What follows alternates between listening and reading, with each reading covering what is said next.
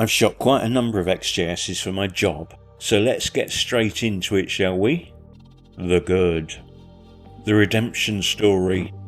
Perhaps a little bit of an abstract way to start, but I can't help but admire the redemptive arc travelled by the XJS. It's a classic underdog story. The car was late to the party, of course, and had become mired in design by committee after the sudden death of Uber designer Malcolm Sayer in 1970, and was tarred by unfair comparison to its mighty predecessor, the E-Type. What's more, it was nearly twice as expensive as the outgoing E-Type and launched into the snarling teeth of a global fuel crisis. Apart from that, through a combination of circumstance, shrewd development and persistence, the XJS would go on to not only last longer than the E-Type by nearly 8 years, but also eclipse the former's production total of 72,500 units by nearly 48,000 cars. Everybody loves an underdog, surely. The cabin.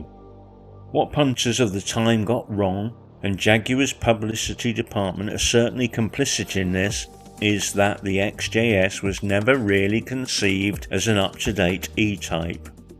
The XJS was much more about spearing down an autobahn at 3-figure speeds in gentleman's club comfort and luxury.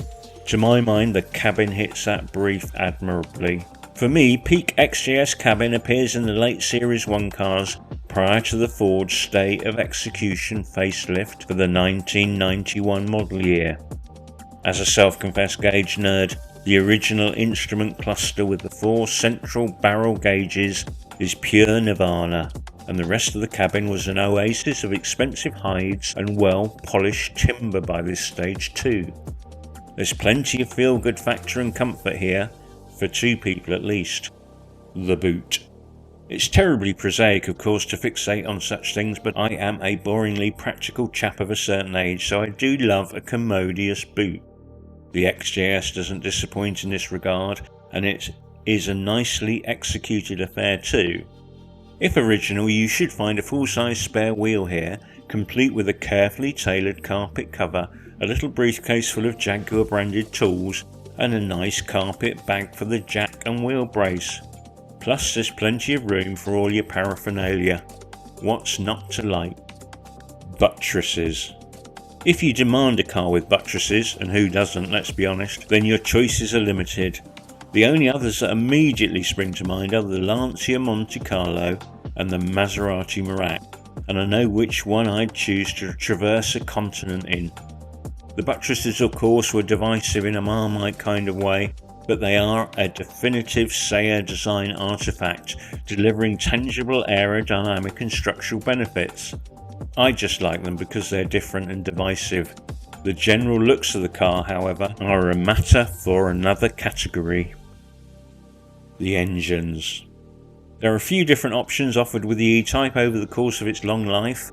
The legendary 5.3 litre V12 is always likely to steal the headlines, but the straight 6 engines, especially in 4 litre form, is probably the pick of the bunch for me. The opportunities for drivers of today to ever pilot a car with 12 cylinders have now become vanishingly small, and the XJS probably remains the best value way to achieve this noteworthy feat. Perhaps that's argument enough for the V12 after all. The bad. The looks. Buttresses aside, I can't say my heart skips a beat when I see an XJS. If it does, it's more likely the atrial fibrillation flaring up again rather than the car's aesthetic credentials. Don't get me wrong, it's only in the bad category as there is no okay category. It has presence, of course, it's long, low and sophisticated, just not pretty. I'm also undecided on whether the facelifted cars look better or worse. On some days I'm drawn to the blacked out rear lights and the mammoth boot spoiler, and on others it all looks a bit too contrived. A bit like seeing King Charles in a hoodie and a pair of Nike Air Force Ones. Rear seats. The rear seats in so many supposed 2+2s of this era are just laughable, frankly, unless you are condemned to try and sit in the vestigial rear perches when it suddenly becomes far from a laughing matter. I guess Jaguar, like others, wanted to be able to talk of a 2+2 GT car when in reality they were fooling no one. The luggage shelf cum storage lockers of the Targa and soft top variants make a lot more sense, frankly. Engine bays. I'm nothing if not pedantic, and the XJS's engine bay troubles my OCD more than a little. They're just rather messy. The erstwhile V12 is a particular culprit, with its plethora of pipes, wires and widgets looking like they've all just been emptied straight out of a parts bin and into the engine bay. Now, I don't love engine covers that much either, but other companies, especially our European chums, can make a good fist of it, so why couldn't Jaguar?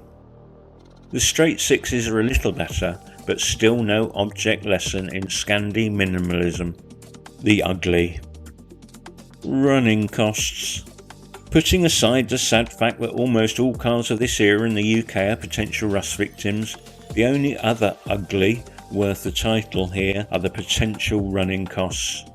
Even the most recent XJS is now 30 years old, with a big thirsty engine and lots of Lucas era electrics and rudimentary electronics hiding in inaccessible places.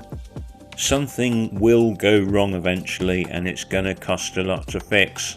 Add to that V12 fuel consumption usually in the teens, and you will realise that the purchase price of an XJS is just the tip of a very slippery financial iceberg, and ugly indeed. Now, all this is purely my opinion, and there will be plenty of others, and all as valid or invalid as these, so don't be shy, share your thoughts in the comments. Whilst you're at it, why not like, share and subscribe, and you can heartily disagree with future episodes of A Car Photographer's GBU. Happy motoring!